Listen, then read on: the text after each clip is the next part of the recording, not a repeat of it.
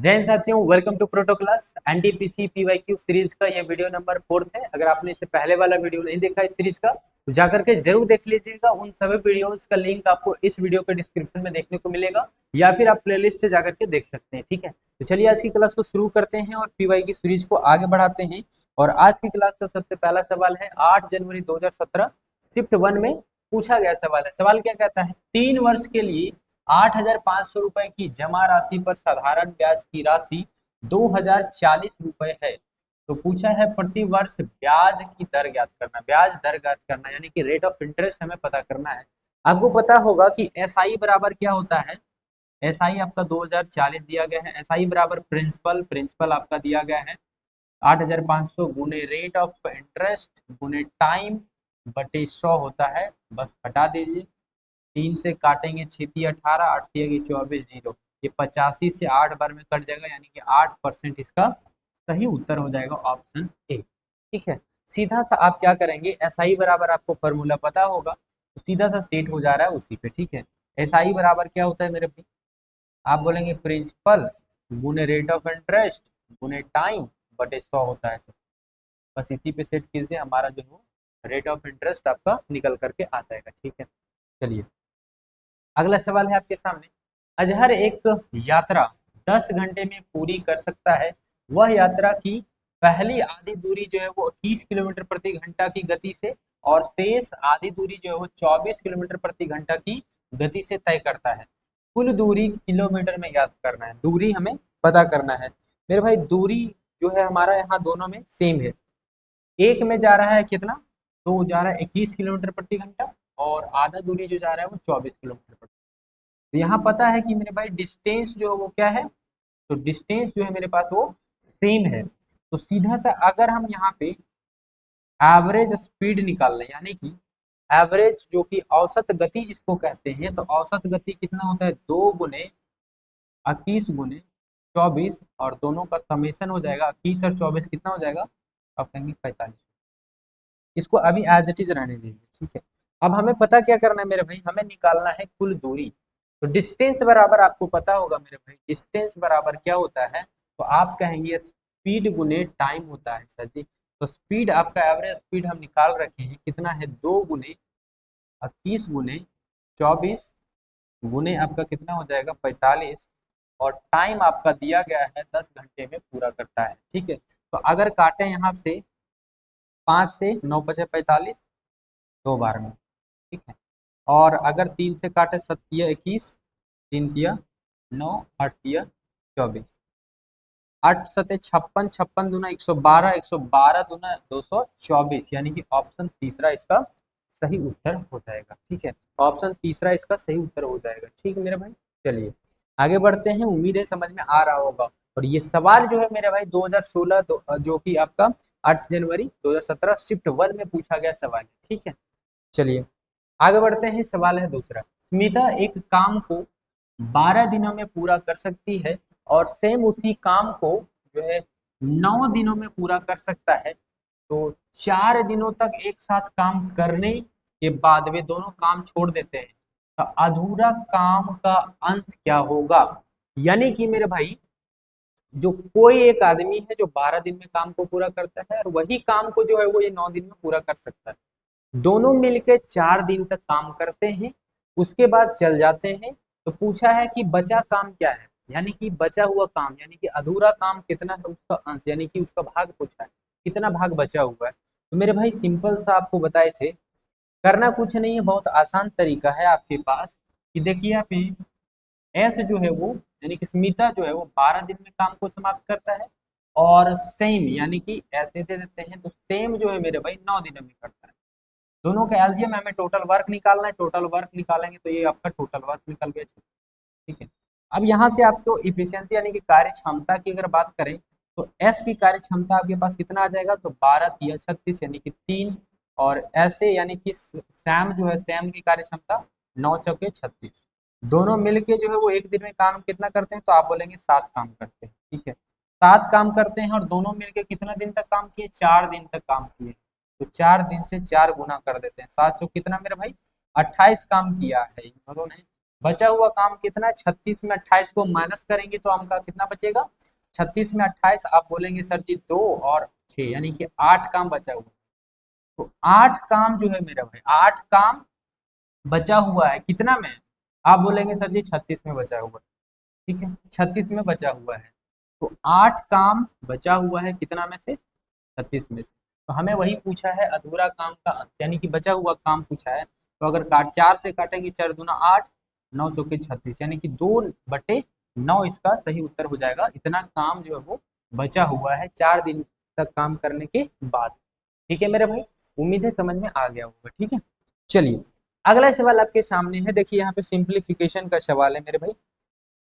Simplify करना है, normally find the value of. ठीक है, ये बहुत ही आसानी से आप कर सकते हैं। 4 चौके 16 हो जाएगा, यानी कि आप बोलेंगे सर जी 1/4 कहेंगे, डिवाइड करेंगे 1/16। इसको देखते साथ आप आंसर कर सकते हैं मेरे भाई, सीधा सा कहेंगे, या यहीं से कर सकते हैं, लेकिन मैं आपको समझाने की कोशिश कर रहा हूँ। यहाँ पे आपका कितना हो जाएगा, तो आप कहेंगे पहले तो ये कटेगा मेरे भाई। ठीक है, तो यहाँ पे नीचे कितना बचेगा, आप कहेंगे 1/4 बचेगा सीधा सा। ठीक है, ये तो खत्म हो जाएगा ना, बचेगा 1/4। ठीक है, अब यहाँ पे देखें मेरे भाई, ये 4 चौके 16। ठीक है, तो बचा आपके पास कितना, तो 4/1/4 बचा, 4 ऊपर जाएगा मेरे भाई, 4 चौके 16, यानी कि ऑप्शन दूसरा। ठीक है मेरे भाई, ऐसे कर सकते हैं, या तो फिर सीधा यहीं से आप कर सकते हैं मेरे भाई। 4 चौक 16 यहाँ से हो गया, 4 चौक 16 यहाँ से आप काटिए सीधा, तो बचेगा 4। तो 4 ऊपर बचेगा, 1 बचेगा नीचे, 1/4 आएगा, और 4 4 गुना होगा 16। बस बात खत्म, एक लाइन में आंसर आ जाएगा। ठीक है, 2021 का सवाल है, आप यहाँ पे देख सकते हैं। उम्मीद है समझ में आ रहा होगा। वीडियो अच्छा लग रहा है तो लाइक जरूर कीजिएगा मेरे भाई।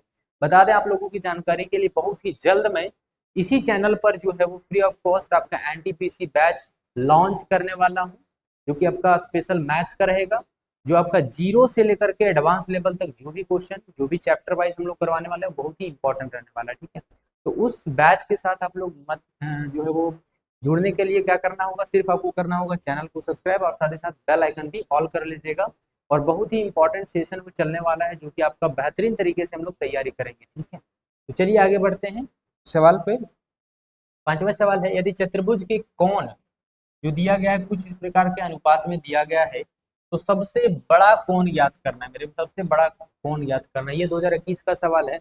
इसको कुछ नहीं करना है, बस आसानी से आप इसको सॉल्व कर सकते हैं। देखिए मेरे भाई, यहाँ पे 3, 5, 9 और 13 ये सभी कोण का अनुपात दिया गया है। तो सबसे पहले आपको पता होगा कि एक अगर आपके पास चतुर्भुज है इसी प्रकार से, ठीक है, तो मेरे भाई चारों कोणों का योग जो होता है 360 होता है। चारों कोणों का अनुपात दिया गया है, तो 3 + 5 + 9 + 13 कीजिए, और ये किसके बराबर है, तो आप कहेंगे 360 डिग्री के बराबर। ठीक, तो यहाँ पे देखिए, यहाँ पे मेरे भाई 13 और 3 16, 16 और 5 21 और 9 30, यानी कि 30 का वैल्यू आपके पास है 360। मेरे भाई हमसे पूछा गया है सबसे बड़ा कोण ज्ञात करना है, तो इसमें से सबसे बड़ा कौन सा है, तो आप कहेंगे 13 है। तो 13 का बराबर हम पूछते हैं, 13 के बराबर कितना हो जाएगा, 36/30 गुने आप करेंगे 13, 0 से 0 खत्म कीजिए, और ये करेंगे 12 बार में। ठीक है, 12 तिया की 36, और 12 और 13 गुना करेंगे कितना आ जाएगा आपका, 156 आ जाएगा। तो ऑप्शन आप देख सकते हैं, ऑप्शन तीसरा सही उत्तर हो जाएगा मेरे भाई। ठीक है, 156 विल बी राइट आंसर। उम्मीद है समझ में आ गया होगा, है ना। चलिए अगला सवाल देखिए, 15 और 14 के वर्गों का योग कौन सी छोटी से छोटी संख्या जोड़ी जाए, ताकि जो है वो क्या लिखा हुआ है, परिणामी संख्या पूर्ण वर्ग होगा, है ना। जो resulting number is a perfect square पूछा है, परफेक्ट स्क्वायर मेरे भाई। 15 का स्क्वायर 225, 14 का स्क्वायर बोलेंगे 196, दोनों को जोड़ेंगे मेरे भाई 200 और 300, 300 400, 421, मेरे भाई 421 आ रहा है। अब 421 तो मेरे भाई कोई किसी का नंबर तो है नहीं मेरे भाई, यहाँ पे किसी का स्क्वायर, परफेक्ट स्क्वायर ये नहीं। 400 है 20 का, और उसके आगे अगर बात करें तो 21 का 441 होता है।